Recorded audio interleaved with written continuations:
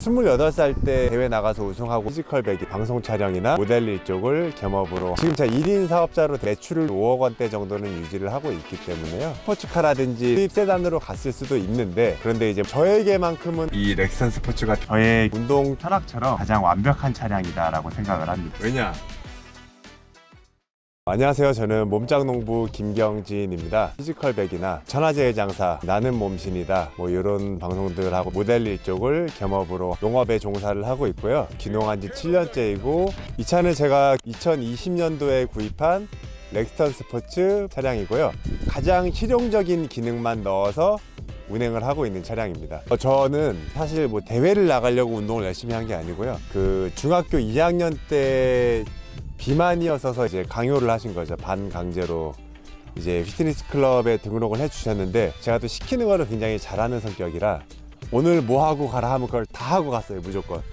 그렇게 한 달, 두 달 하루도 안 쉬고 맨날 똑같이 꾸준하게 하다 보니까 28살 때 대회 나가서 우승하고 미국 나가서 상 받아오고 한 건데, 요령 없이 내가 남 눈치 보지 않고서 열심히 한 만큼, 내가 정직하게 몸을 쓴 만큼 좋아지거든요.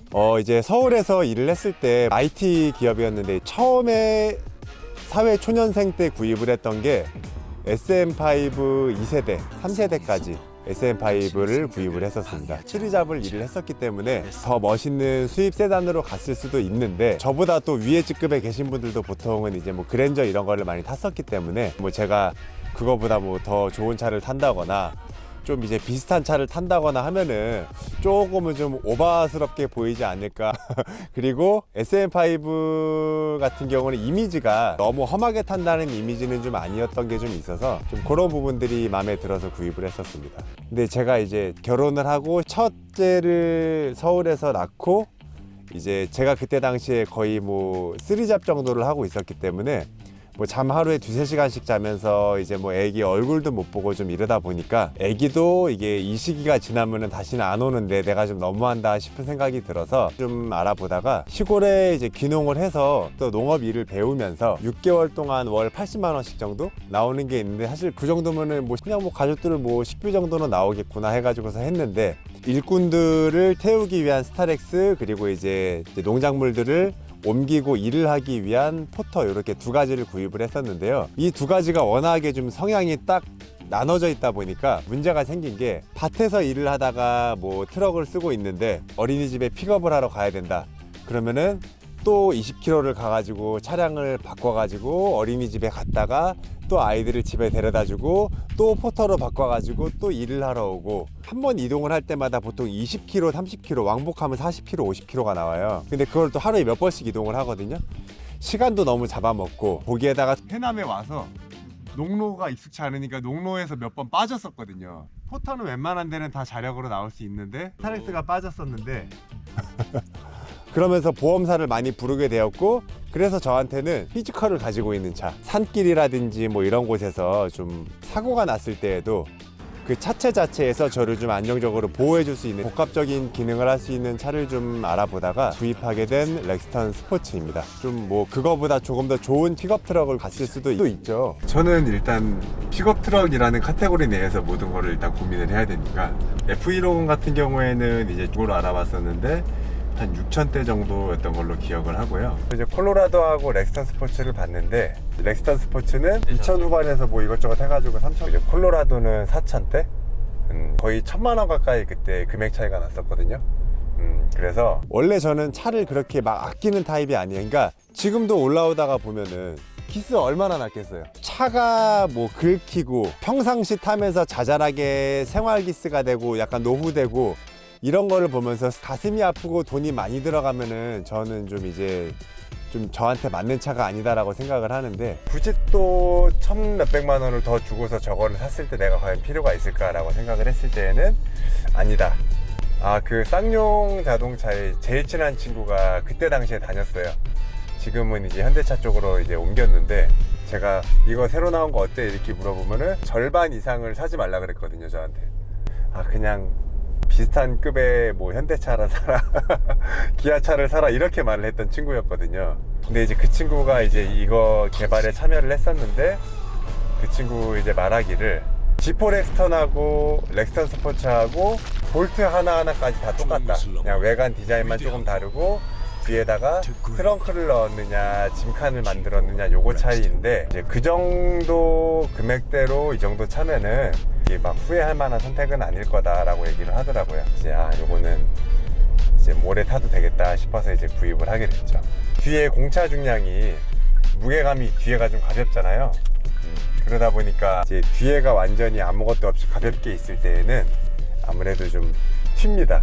이제 승차감이 이제 뒤에가 이제 계속 안정적으로 눌러주질 못하는 거죠. 짐을 실으면은 오히려 좀 이제 더 오히려 그 승차감이 좋습니다.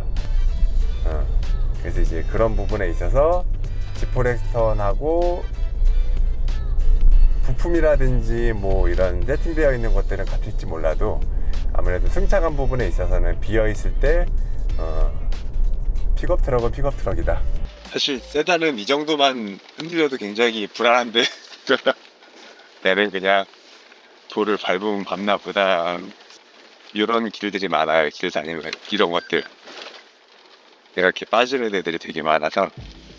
인테리어가 이거 굉장히 손볼 게 많은데 엑스턴 스포츠의 단점은 너무 이게 옆에 그 바늘로 되어 있는 것도 그러고, 그리고 이런 뭐 버튼 위치라든지 이런 거 이제 이런 거 사륜으로 변경할 때 큼지막하게 해서 무언가 손맛이 딱딱딱 있거나 아니면은 딱 버튼이 있거나 이런 게 좀 있으면 좋겠는데, 그 눈으로 안 보면은 이게 불안해요.